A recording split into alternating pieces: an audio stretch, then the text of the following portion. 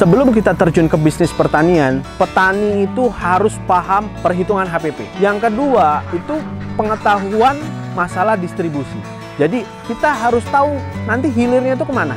Jangan kita bangun dulu semuanya besar-besar, nanti setelah panen kita bingung mau jual kemana. Setelah kita paham sirkulasi bisnisnya, detailnya seperti apa, baru kita scale up produksi ke yang besar.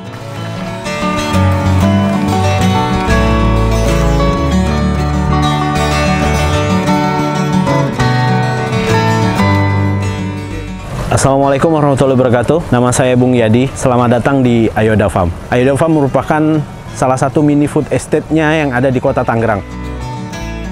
Kalau kami terjun di dunia pertanian itu di Ayoda Farm sekitar 2,5 tahun yang lalu. Kita bikin konsep mini food estate atau komplek ketahanan pangan.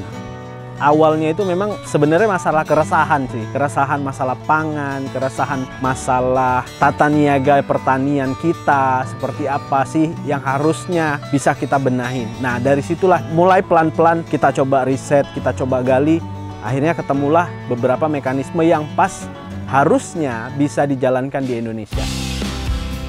Kalau kita di Ayoda Farm itu, kita kan ngusungnya itu benar-benar komplek ketahanan pangan, mini food estate kita bicaranya.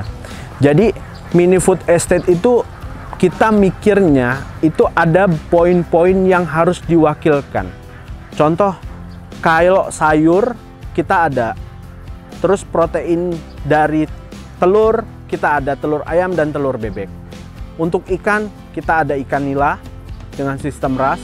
Terus untuk dagingnya kita ada ayam kampung, dan untuk buahnya kita wakilkan dengan melon. Nah, jadi komponen ketahanan pangan yang menurut kami ideal untuk serapan di masyarakat tuh kita udah riset, ketemulah komposisinya seperti ini. Jadi ada sayur, buah, ikan, telur, dan daging. Nah, kalau di Ayoda Farm kita bisa manennya itu tiap hari. Kayak Pak Coy itu sehari 25 kilo, terus ada selada itu sekitar 10 kilo. Jadi komposisinya udah kita atur. Itu di luar kebun-kebun Ayoda yang lainnya. Bisnis pertanian ini menarik sebenarnya. Paling penting adalah yang pertama itu sebelum kita terjun ke bisnis pertanian, petani itu harus paham perhitungan HPP. Perhitungan HPP-nya seperti apa? Dari mulai tanaman itu benih sampai dengan kita panen, itu harus tahu kos yang dikeluarkannya itu berapa. Itu poin pertama. Setidaknya kalau ada tengkulak yang datang ke petani mau ngambil nih harganya itu paham gitu.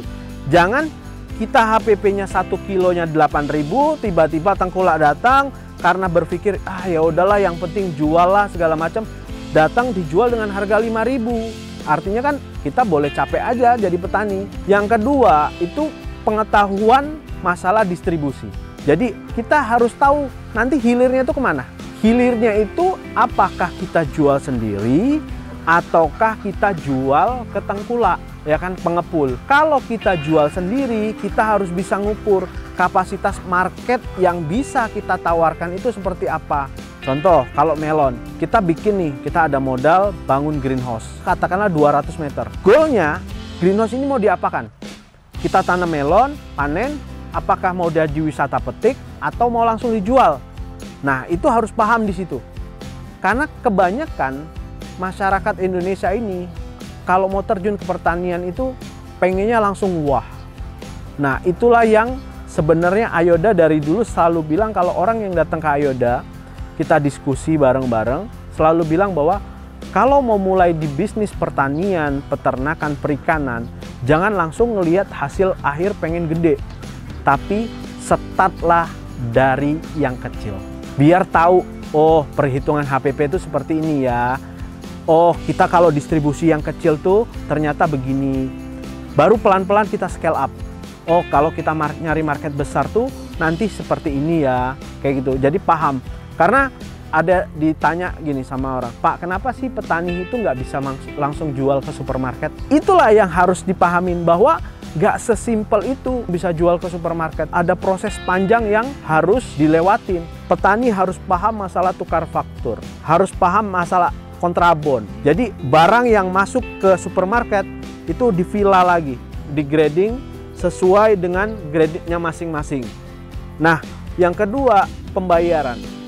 Kebanyakan, sorry to say-nya, supermarket di Indonesia itu melakukan TOP. Mereka pembayarannya tuh tempo. Ada yang 10 hari, ada yang 3 minggu. Nah, hal-hal ini yang harus petani paham. Kalau mau cepet, ya langsung jual ke pengepul. Tapi dengan konsekuensi, tadi harus pertimbangkan juallah hasil panen selalu di atas HPP. Kalau kita, itu di Ayoda, konsen bisnisnya itu dua, B2B dan B2C. B2B-nya kita jual sayur dan melon itu ke beberapa supermarket, toko buah modern, dan toko-toko buah di sekitar.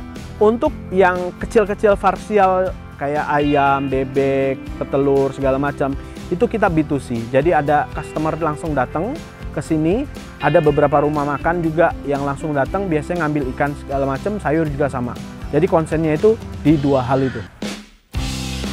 Kita bicara untuk sustain ke depan, itu bisnis pertanian itu masih profitable, masih menguntungkan. Selama ada mulut untuk butuh makan, selama itu juga bisnis pertanian nggak akan pernah mati. Tinggal gimana caranya kita ngonsep masalah di pemasaran dan masalah di pasar. Yaitu tadi, akses pasar kita harus paham. Jadi sebelum kita terjun perang untuk market, kita harus paham nih, marketnya itu larinya kemana, segala macam. Jangan kita bangun dulu semuanya besar-besar, nanti setelah panen kita bingung mau jual kemana. Nah, itulah problem masalah petani di Indonesia. Memang benar, kita ngelakukan produksi dulu, baru kita bisa jual. Tapi ada poin pentingnya adalah kita produksi skala kecil dulu. Kita jual, setelah kita paham sirkulasi bisnisnya, detailnya seperti apa, baru kita scale up produksi ke yang besar. Kalau kami setiap bangun titik pertanian, kami selalu mengutamakan tenaga kerja dari lingkungan sekitar dulu. Impact-nya ya mau nggak mau kita buka lapangan pekerjaan untuk masyarakat sekitar. Selain itu, dampak dari sisi ekonomi yang ada di lingkungan sekitar dengan keberadaan Ayoda Farm ini, khususnya kita membantu UMKM. UMKM sekitar itu benar-benar sejauh ini alhamdulillah kebantu. Contoh, ada beberapa tukang jamu, tukang martabak, yang biasanya mereka beli telurnya itu langsung ke pasar. Dengan adanya Ayoda Farm, mereka bisa beli parsial. Kalau ke pasar katakanlah mereka harus beli 5 kilo, tapi di Ayoda Farm mereka bisa pagi beli 3 kilo, sore menjelang malam bisa beli 2 kilo. Dan yang paling penting adalah masalah akses. Aksesnya logistik bagi mereka itu lebih cepat. Pertama kali bisnis pertanian, peternakan, perikanan, kalau saya sebagai muslim itu masalah di tawakal. Tawakalnya itu benar-benar berserah diri bahwa apa yang kita tanam, apa yang kita pelihara itu akan menghasilkan. Tapi selalu ingat bahwa ikhtiar kita untuk di pertanian itu harus benar dulu. Jadi kita tuh nanam itu harus menjalankan SOP-nya. SOP-nya contoh kayak misalnya bebek petelur.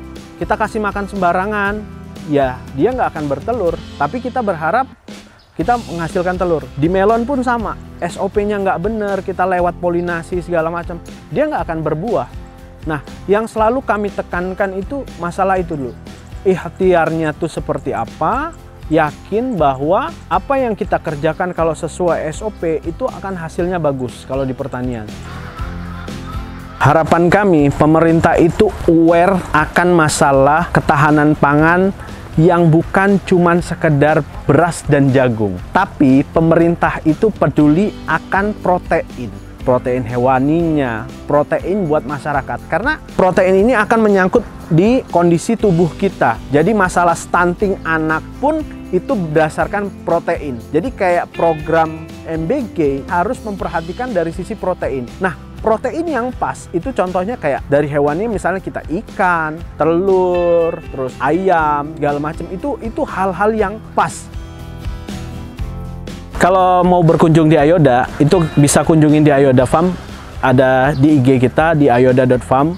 Di situ ada nomor WhatsApp dari mau konsultasi, mau nanya masalah produk, mau jadi mitranya Ayoda, itu bisa. Nah, untuk saat ini kami buka mitra sebenarnya di melon. Fokus kami adalah di melon karena memang kekurangan produk-produk di melon. Nah, kalau untuk berkunjung di Ayoda Farm, kita buka dari hari Senin sampai dengan hari Sabtu. Itu bisa kunjungan ke sini, bisa keliling Ayoda Farm, turnya seperti apa. Jadi Ayoda Farm itu jadi rumah atau hub. Kalau mau mulai bisnis pertanian, butuh visualisasi, mau dari hidroponik, mau dari organik, mau dari ikan, mau dari PB petelur, ayam petelur, melon, mulailah berkunjung ke Ayoda Farm. Terima kasih telah menonton video ini. Sampai bertemu di Ayoda Farm, dan jangan lupa subscribe Cap Capung.